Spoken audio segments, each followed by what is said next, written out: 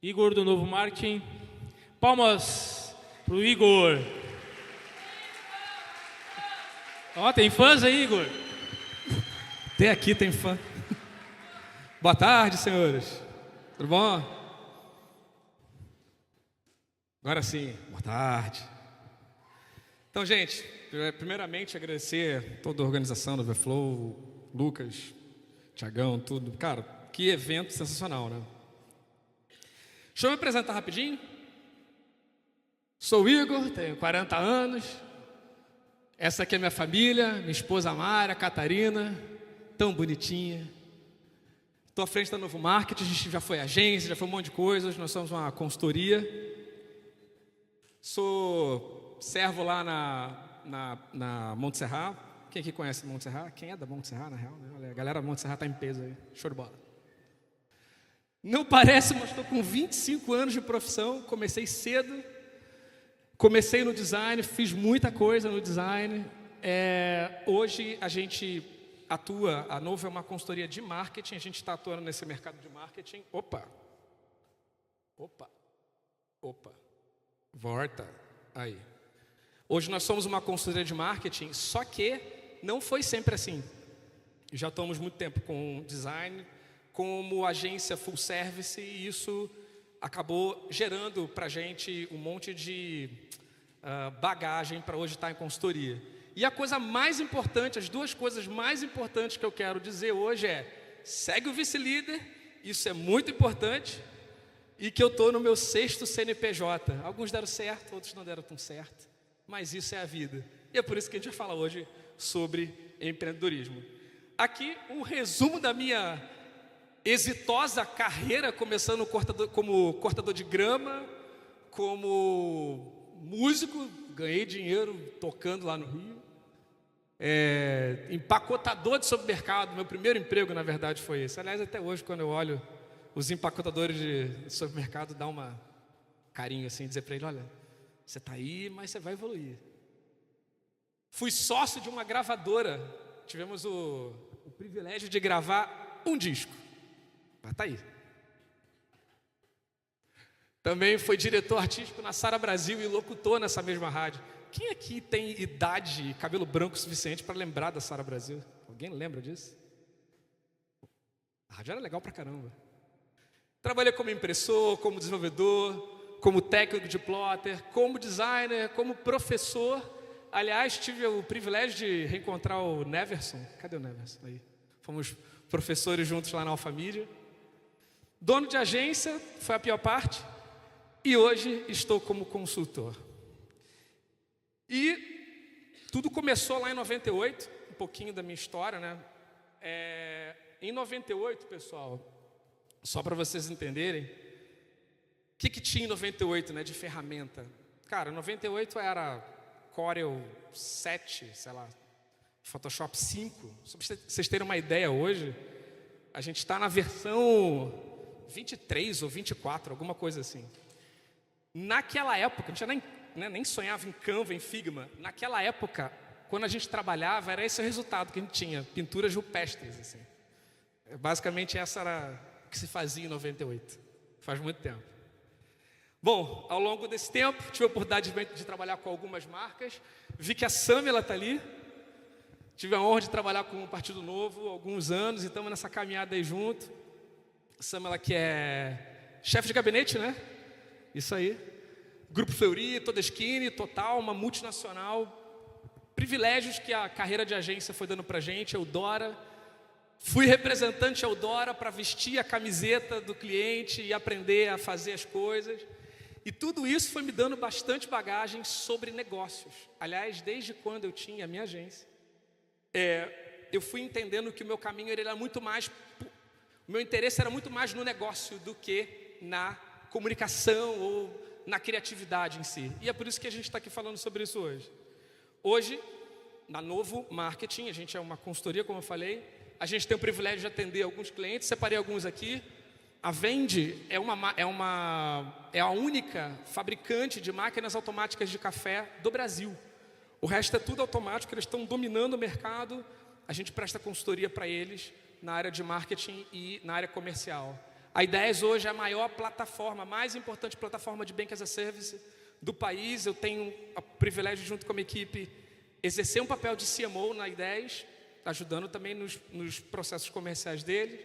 A Crowley é uma empresa que desenvolve robôs de coleta de dados. Para resumir, a Crowley é o seguinte: se a Crowley parar de funcionar, ninguém mais viaja nesse país de avião, porque eles são os motores por trás das duas maiores plataformas de busca de passagem, que é a 123 e a Max.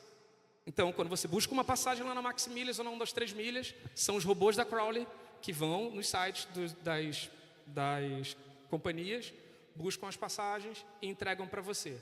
Entre outras operações que, se eles parem, quebram o país literalmente.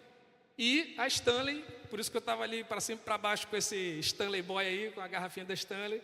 Não comprei não, é que a gente faz muito trabalho para eles, a gente acaba ganhando. E já eu conto a história um pouco mais. Gente, hoje a gente vai falar um pouquinho sobre o que Jesus tem a nos dizer sobre empreender. Ah, mas Jesus empreendeu? Que história é essa? Calma. Jesus, ele deixou alguns fragmentos assim para a gente pensar a respeito de atitude empreendedora, beleza? Só que eu quero começar contando um pouco de alguns dilemas que, ao longo da minha trajetória, como dono de agência, contratando pessoas para trabalhar nos clientes, eu ouço.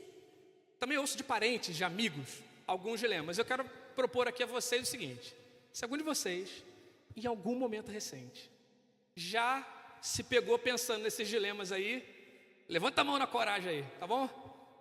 Vamos embora. Vamos lá. Sinto que não tenho um propósito com o meu trabalho. Quem aqui já pensou nisso? Ah, maneiro.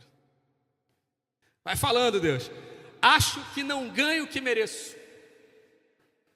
Caraca. Outra.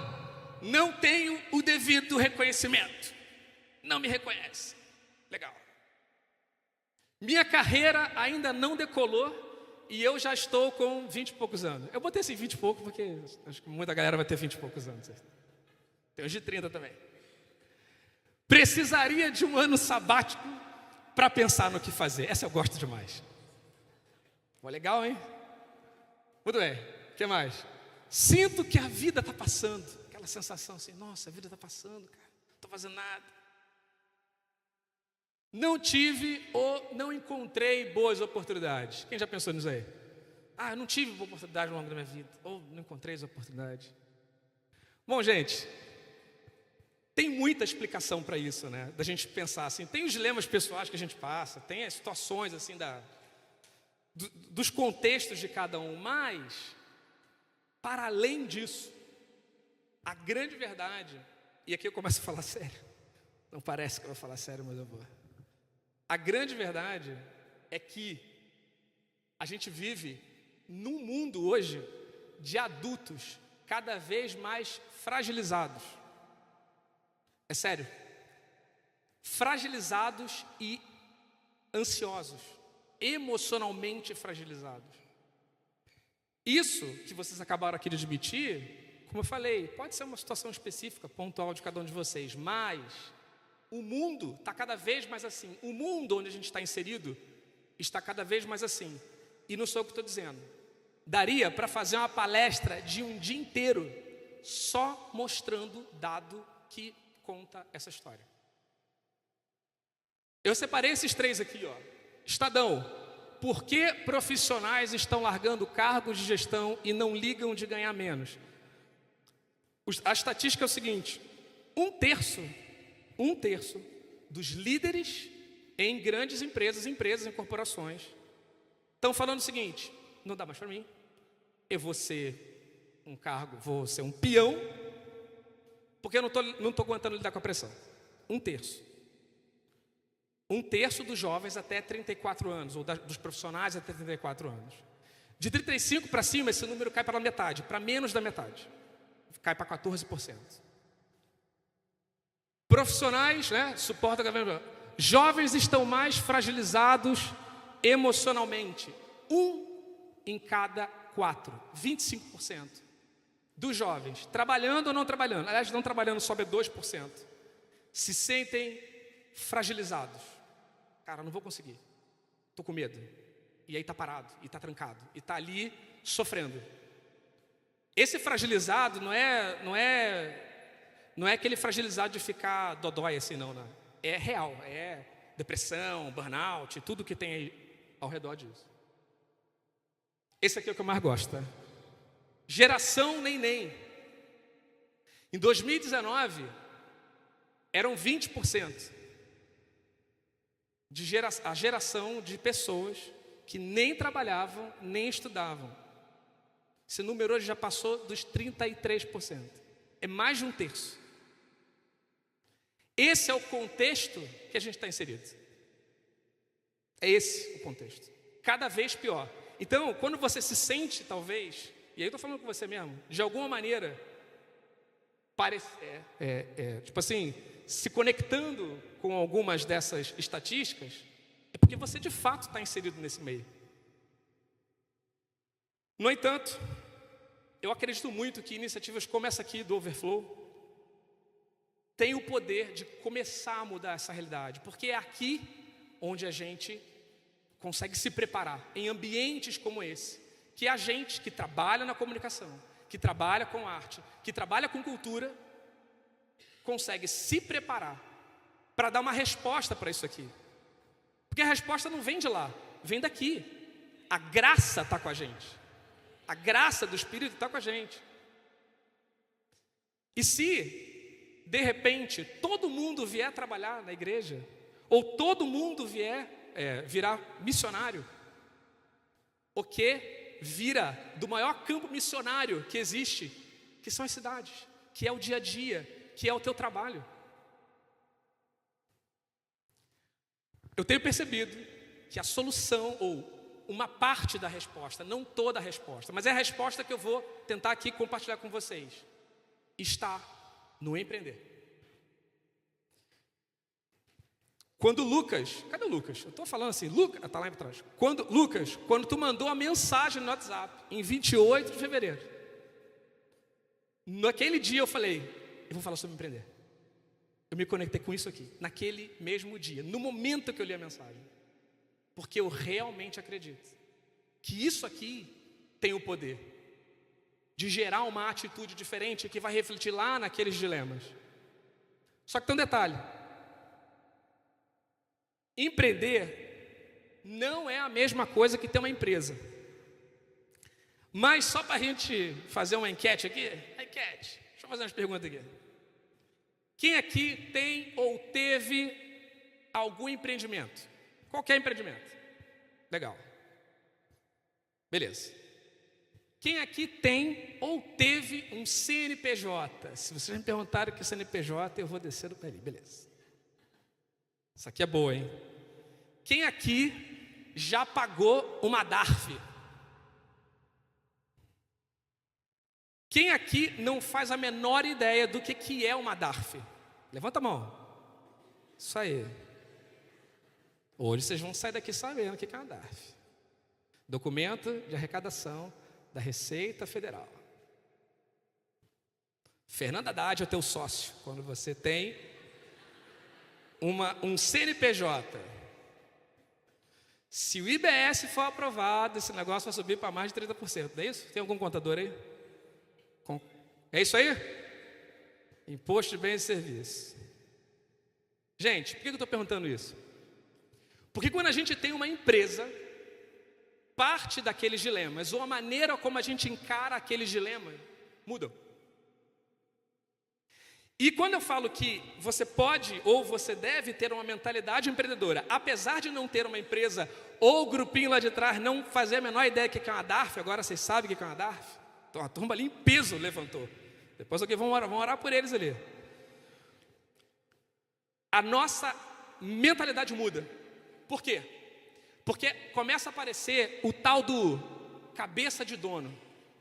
Que empresa ou que profissional de RH ou dono de empresa, até mesmo você já deve ter ouvido, já falou assim: trabalhar aqui tem que ter cabeça de dono. Quem que já ouviu essa expressão aí? Tem que ter cabeça de dono. Legal. Por que cabeça de dono? Deixa eu contar uma história breve. Tive agência por muito tempo. E quando a gente tem uma agência com muitas pessoas e jovens, jovem é assim, ó, jovem. Vai no banheiro, suja tudo, não limpa. Joga o lixo em qualquer lugar. Pode passar uma vassourinha? Não, ninguém ajuda nada. Tem que ir a tia da limpeza lá no escritório, 2, 3 dias na semana lá para limpar. Ninguém ajuda. A criticazinha aqui, beleza. Quando eu descobri que eu realmente estava empreendendo, senhores? Quem aqui tem algum escritório aqui? Ninguém tem escritório. Algum escritório de qualquer coisa. Pode ser escritório de... Eu descobri que eu estava empreendendo quando a lixeira não esvaziava sozinha. E eu falei, tem uma coisa errada. Quando eu me via tendo que esvaziar aquela lixeira todo dia, eu entendi. Agora é comigo. Agora é comigo e com Deus, né? Isso só para citar um exemplo de tantas outras responsabilidades que vem junto com a tal da cabeça de dono. Que quando a gente assume, quando a gente internaliza isso, a gente consegue dar uma limpadinha do banheiro. Fica a dica para vocês. Eu achei essa definição sobre empreender e eu queria compartilhar com vocês aqui. Olha que legal. Empreender é usar o tempo e suas melhores competências técnicas e comportamentais com autonomia para criar valor. Fala comigo aí. Criar valor. Assumindo riscos. E aceitando desafios. Vamos inverter essa lógica aqui? Criar valor, ou criar o oposto disso, é ir para o trabalho e cumprir tarefa. Ir para o trabalho, na sua empresa você não vai conseguir, né? Porque senão você vai morrer de fome. Mas ir para o trabalho, no seu negócio, naquele negócio onde você tem tempo.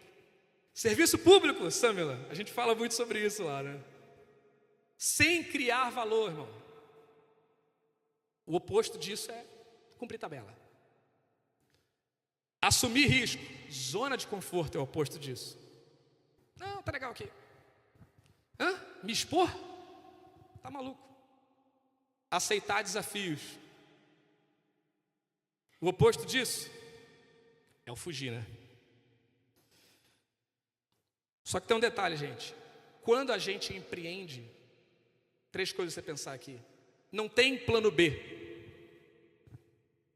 Quando a gente empreende com todo o nosso coração, com o melhor do nosso tempo e das nossas competências, sabe o que é o plano B? É fazer o plano A dar certo. Então, se você está no teu negócio aí, seja ele qual for, e está borboleteando, pensando em várias coisas ao mesmo tempo, assuma riscos, varão, jovem, e dá o seu melhor, porque senão você não vai sair do seu lugar.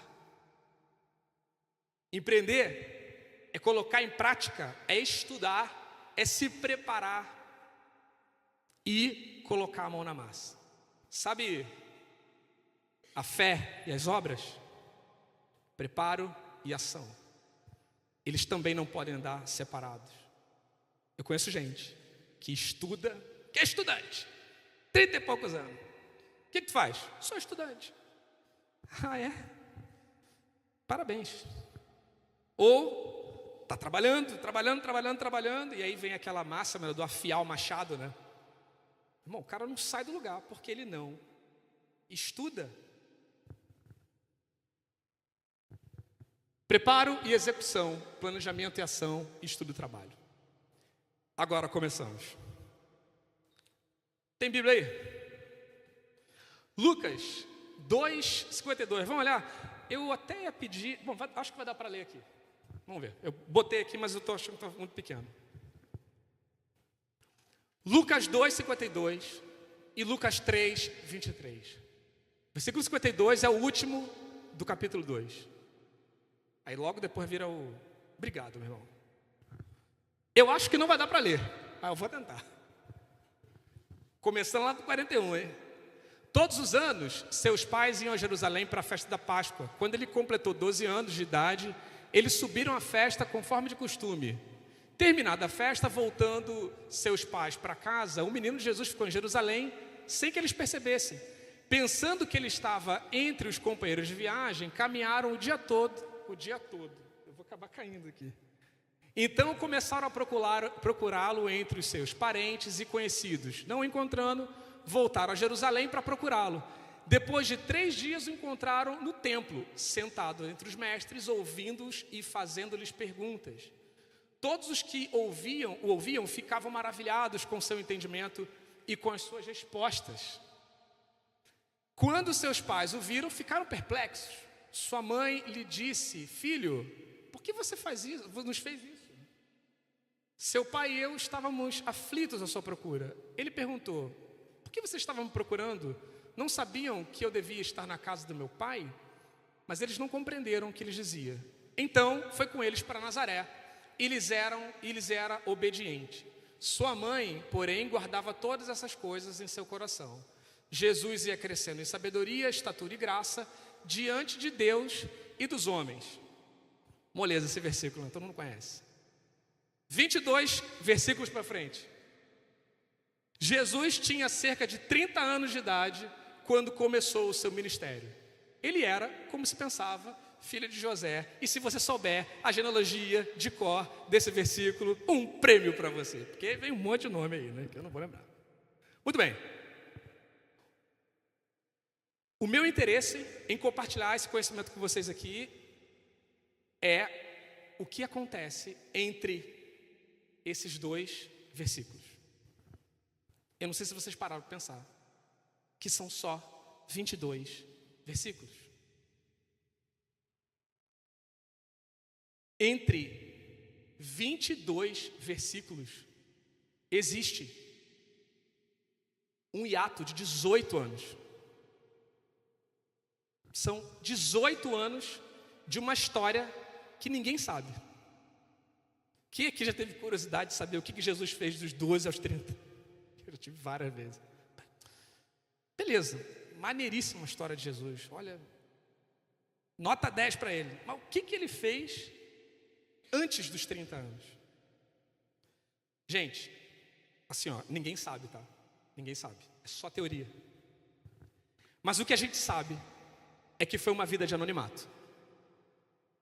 Seja por prioridade teológica. Os escritores dos evangelhos preferiram dar uma prioridade para o que estava acontecendo no ministério de Jesus depois que a vida dele virou pública.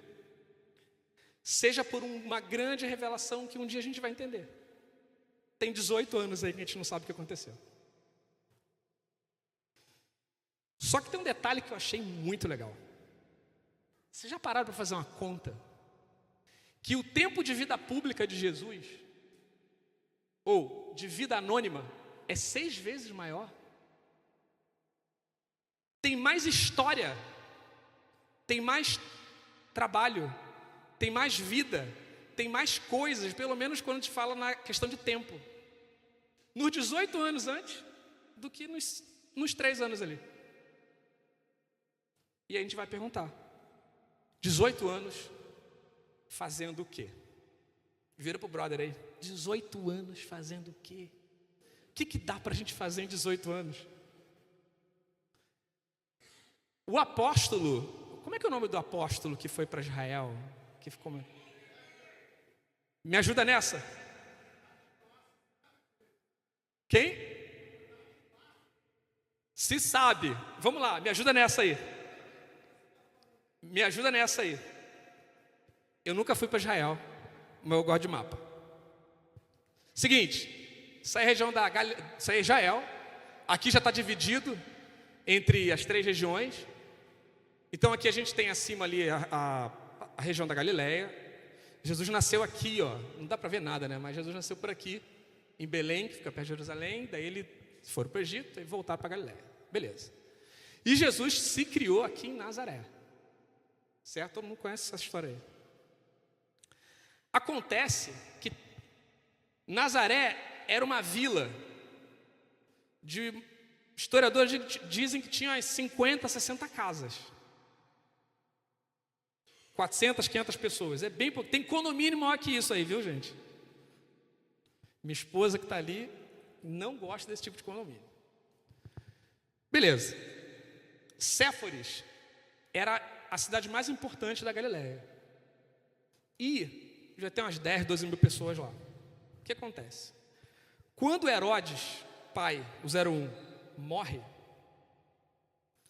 os 3 filhos, mais tarde vão assumir cada um pedaço ali, mas rola um BO lá em Séforis. Quebradeira total. Uma rapaziada, judeus, se revoltaram contra o Império Romano. Tentaram revolução, né? Sabe como é que é? E, na vacância de poder, mandaram um general. E esse general acabou com tudo. Está pesquisando, olha, 2.000 pessoas crucificadas.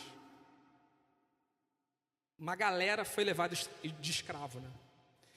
E para completar, ele mandou destruir a cidade inteira. Séfora, a cidade mais importante, ele destruiu. Aí o Herodes, filho, assumiu ali, Séforis. 7 quilômetros, é 1 hora de caminhada, daqui a ali. E ele falou, vamos reconstruir essa cidade. Então, isso tudo aconteceu. Registros históricos em paralelo, né? Nesse tempo de 18 anos. Nessa época que a gente não sabe o que aconteceu com Jesus. Esse evento gerou na cidade, na região, um boom econômico. Teve um boom econômico. Por quê? Para construir a arena, deu um boom econômico em Porto Alegre. Imagina para construir uma cidade inteira. E Jesus era o que, gente? O que Jesus era? Muito bem, escola dominical está em dia. Que tipo de carpinteiro? Vocês sabem dizer?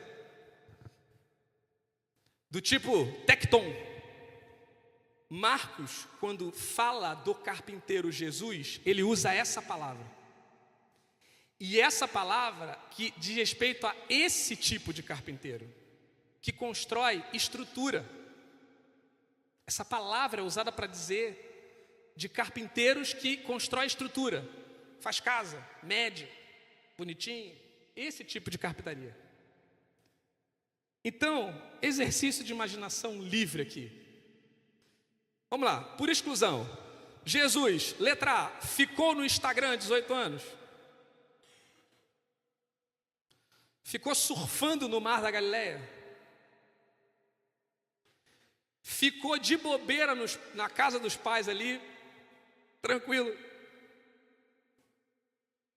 Ele ficou fazendo o quê? O que você deduz que ele ficou fazendo? Trabalhando. Parabéns. Só que tem um detalhe. Não há registro histórico. Não tem.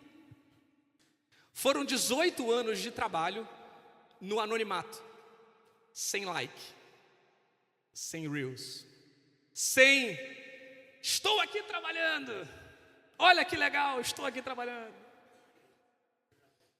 sem engajamento, é isso que você falou? Sem reconhecimento, gente.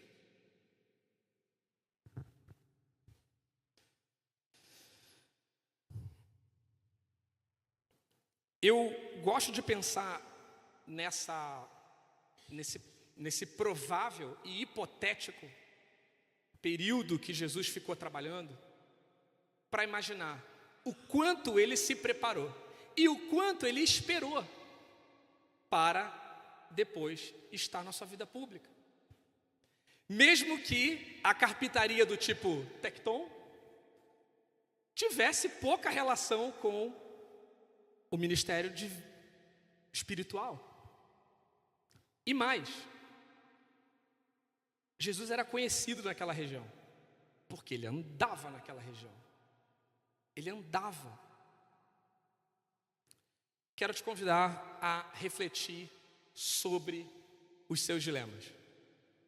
Seus e de pessoas que estão aí do teu lado. Você acha que o que você acha que Jesus diria? Sinto que não tenho um propósito com o meu trabalho. Eu tenho uma palavra para você, porque isso também corta aqui dentro do meu coração. E já aconteceu comigo. E eu tenho que lutar para que não aconteça de novo. Às vezes a gente tem um propósito, só que está errado. E a gente não tem coragem de admitir que aquele propósito está errado. A gente fica ali fingindo que é o propósito certo, para não ter que abrir mão e ir na direção do propósito que realmente Deus quer para a tua vida. Às vezes a motivação é errada, né? Quer fama, quer like, quer atalhar. 18 anos, varão. 18 anos de espera, de anonimato, de trabalho e trabalho. Que motivação é essa? Eu respondi um comentário no LinkedIn esses dias. Aí o comentário embaixo do meu era assim: não tem motivação mais importante do que o desemprego. Que era um negócio sobre... Era sobre aquela notícia lá. Não tem motivação maior do que uma resposta para o desemprego. Acho que não ganho o que eu mereço. Talvez não ganhe mesmo, pô. Talvez isso seja ruim. Faça melhor. Estude, trabalhe. Aprenda, se relacione. Desculpa estar falando isso. Mas é o que eu ouço. É o que eu ouço. Deixa eu falar sobre design, rapidinho. Quantos designers tem entre nós aqui? Ou aspirantes a designers? Aspirantes, os aspirantes também. Eu tenho muita preguiça de layout enjambrado, preguiçoso. Sim, que te vê que a pessoa tem competência de fazer algo melhor e faz de qualquer jeito. Às vezes a gente pode errar, mas assim, eu contratei designers a minha vida toda e trabalhei com designers a minha vida toda. Ah, mas eu gastei 10 horas fazendo esse trabalho aqui e a pessoa só fez em 1 hora e ganha mais do que eu. É por isso, é justamente por isso. Ela ganha mais que você justamente por isso. Ela fez um trabalho muito melhor que o teu em menos tempo. Eu vou pagar o dobro para ela e você vai ficar aí sem fazer nada. Volta para casa, estuda, aprende, trabalho de graça. Quê? Trabalho de graça? Aprenda. É mais barato que pagar um curso para aprender com alguém que você poderia pagar nada. Fica a dica. Outra, teu Behance está atualizado? Sei nem que sou designer e não sei que é Behance. Vou encerrar a conversa por aqui. Não tenho o devido reconhecimento. Eu estou tentando fazer um paralelo com a perspectiva de Cristo sobre essas reclamações que a gente está falando aqui. Eu sou sanguíneo. Então, nesse do reconhecimento, eu faria como Pedro. Quer colinho também? É o que eu perguntaria. Porque se o teu reconhecimento, se a expectativa de reconhecimento que você tem está em Cristo, acabou. Você não precisa de reconhecimento mais nenhum. Minha carreira já decolou, eu não estou com 20 e poucos anos. O que é decolar? O que é decolar para você? Troquei uma ideia com o Augusto ali atrás. Augusto, 38, né? Tem lá o Picto, eu não pude participar da palestra. Do lado está o Neves, a gente se conhece há 15 anos, né, Neves, mais ou menos. Sustenta suas famílias, vai fazer o mestrado agora, o Neverson, em Ciência da Computação. Carreira de ilustrador do Augusto. Estava trocando uma ideia. Você falou que faz uns 5 anos, mais ou menos, que a coisa começou a mudar, né? Com 38, você ilustra desde quantos anos, Augusto? E você querendo atalhar, jovem? Sério? Conte-me mais.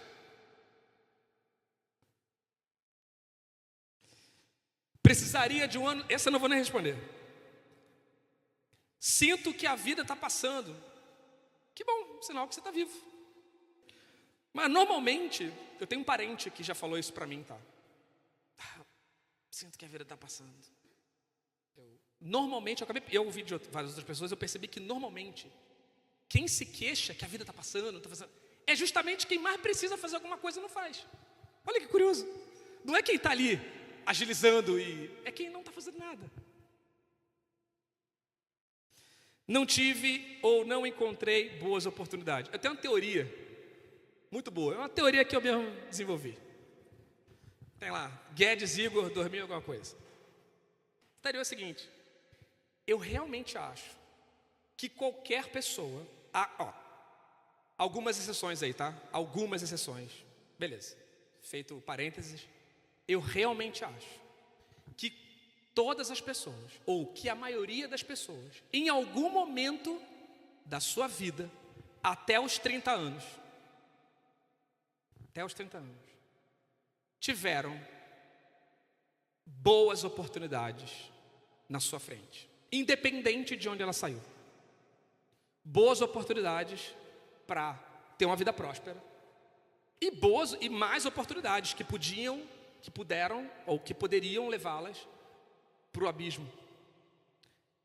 O que eu quero dizer, uns vão ter mais, outros vão ter menos, mas eu realmente acho que todo mundo, especialmente quem está aqui, que pôde pagar para estar aqui, ou que foi abençoado por alguém, que tem a marca de Cristo, teve acesso a boas oportunidades. Boas, não perfeitas. Boas, não fáceis. Está entendendo?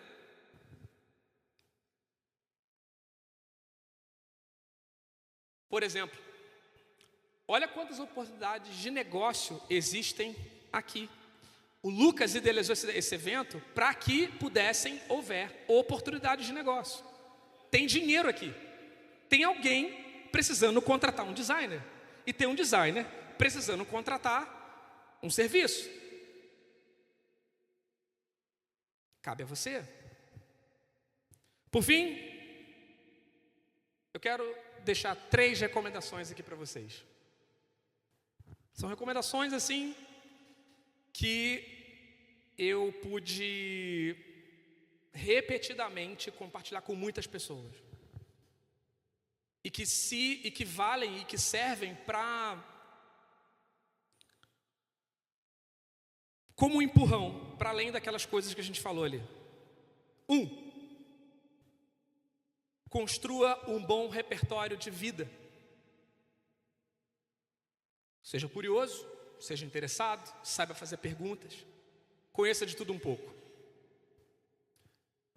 Lá na Novo, a gente tem um trabalho de desenvolver o departamento de marketing das empresas.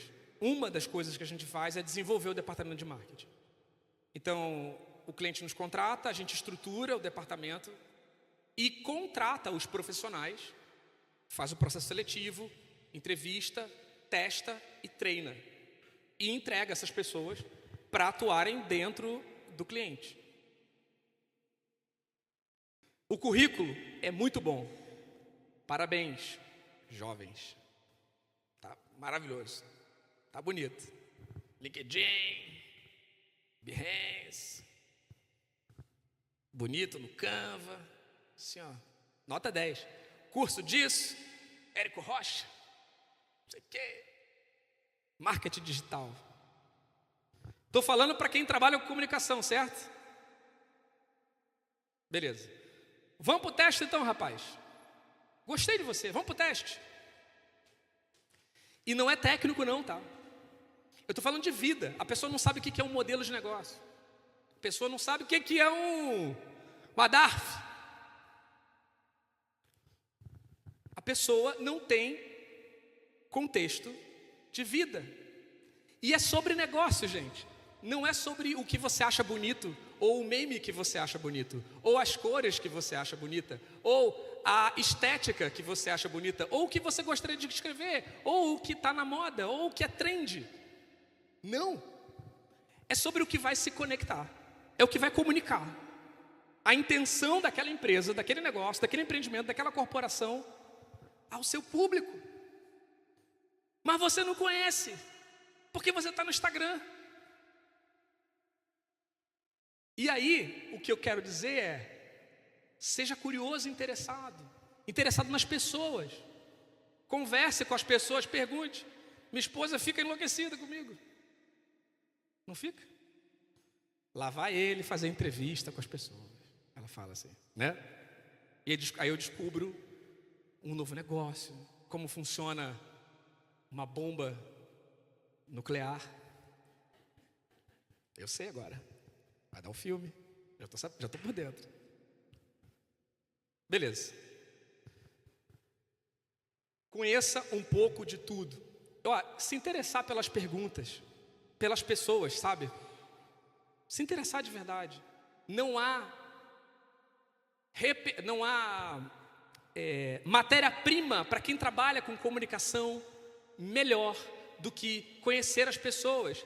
Se você não faz isso, você está empobrecido, apesar de todo o conhecimento técnico que você possa ter. Bom, vou contar um testemunho aqui. Posso contar um testemunho, pastores? Um dia, eu fiquei viciado no fundo da grota. A música tocou e a música não saiu da minha cabeça. Eu não vou cantar não, tá? Fica de boa. Mas a música está tocando na cabeça de vocês aí, que eu sei. É didático. Fundo da grota, fundo da grota, fundo da grota. Eu estou há 21 anos no Rio Grande do Sul. Mas, para fins de conhecimento da cultura gaúcha, o dia a dia está aqui. O fundo da grota, eu não tenho altura para botar aqui mais ou menos. Não dá para mim. É uma palavra atrás da outra. Difícil. São expressões que... Sério, alguém aqui consegue, por exemplo, traduzir? Vou traduzir o fundo da grota aqui, de início ao fim. Quem conseguiria traduzir fundo da grota? Tá vendo? Estou falando. Eu quis traduzir fundo da grota. YouTube, fundo da grota. Significado do fundo da grota. Verso por verso. Aí aquilo já foi para outro lado. Eu queria entender coisas sobre a cultura gaúcha. E me formei na Universidade Baitaca de Tradições Gaúchas. Isso foi ano retrasado, né? Beleza. Menos de um ano depois, a Stanley acha a gente. Conexões, relacionamento. Uma menina que trabalha comigo, a Dani, não sei se está assistindo a gente, que trabalhava no Uber. Hoje ela é muito competente. Fenômeno do marketing. Fenômeno. Eu contratei ela fazendo a viagem de Uber. Eu e uma galera, a gente vindo de Gravataí para Porto Alegre, de um cliente. Essa garota, ela é impressionante. Você trabalha com comercial, trabalha com marketing? Já trabalhei. Top fazer um teste? Top. Apliquei um teste para ela. Impossível. Ela fez o teste. De graça, tá? Sem exigir nada. Um teste que ela levou 1 semana para fazer. Tem 3 anos que a gente trabalha junto. Fica a dica. Beleza, voltando para cá. A Stanley nos procura porque eles queriam lançar uma garrafa térmica. E eu vi as fotos da tentativa deles. Quanto tempo eu tenho, gente? Eu estou perdido no horário aí. Estou acabando já, enfim. Ninguém falou nada, vou seguir. Bom, eu vi as fotos. E as fotos eram muito engraçadas. Os caras brindando com a cuia. O casal brindando com a cuia. Acabou? Tá. Deu. Vou terminar já. Outra. Os caras segurando a bomba. Essa é a melhor, né? Entre outras coisas.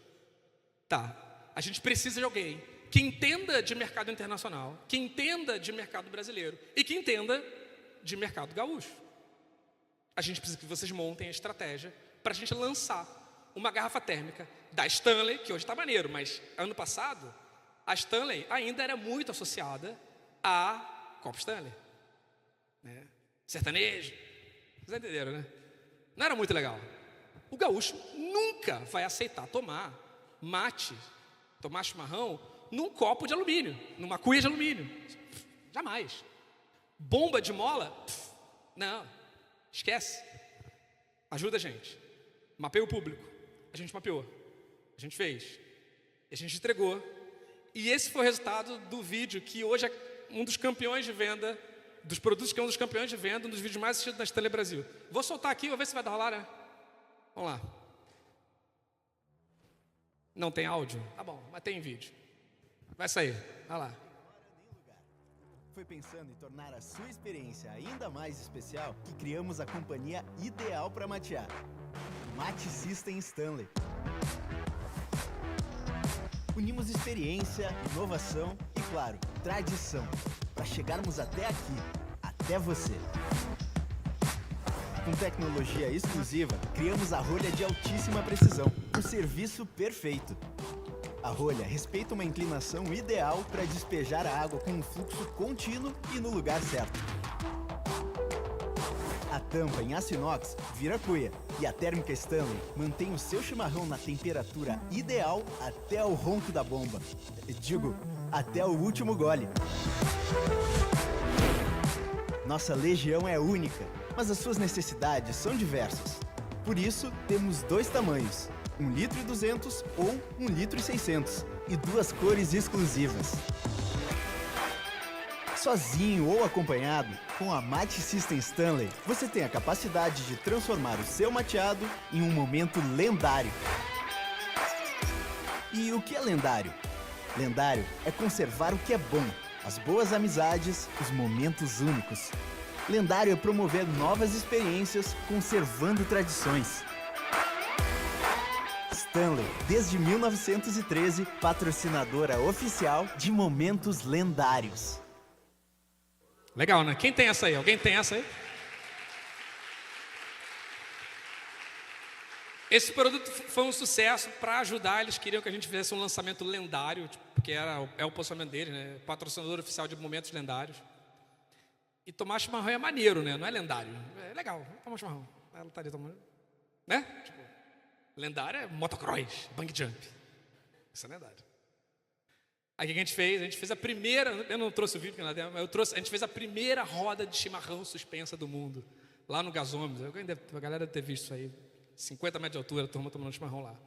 Segunda recomendação, pessoal, expectativas espirituais, não sonhos altos, sonhos do alto do Pai. Por muito tempo eu quis que a minha agência fosse uma agência grande.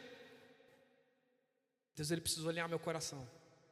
E hoje uma das coisas que eu fiz lá é chamar Deus não para ser sócio ou funcionário, mas para ele ser o CEO, o dono do negócio e o dono do empreendimento. E é o convite que eu quero fazer para você. Chama Deus para ser o dono e você um mordomo, um administrador do teu próprio recurso profissional. E por fim, gente, paciência, coragem, ânimo e atitude.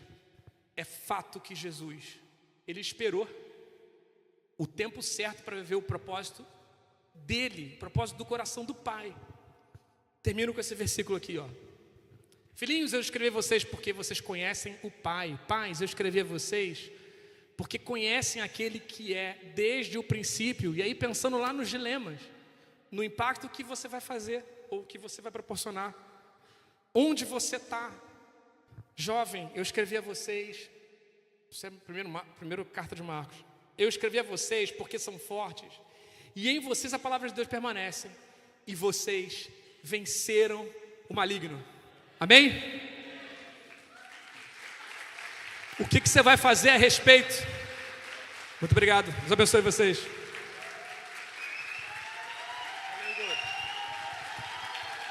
Palmas, irmãos, palmas que ele merece. Aleluia. Amém. O Igor, além de ser um irmão em Cristo, glória a Deus. Tenho certeza de que é mais uma pessoa que tem feito a diferença no marketing. Irmãos, eu fiquei 2 horas com ele numa sala lá na PUC, só ouvindo ele falando sobre consultoria e marketing. Foi uma aula. Quando eu vi, já era noite, eu tinha que voltar para São Leopoldo ainda. Então o cara sabe mesmo. Tá bom, irmãos? Deixa eu chamar aqui a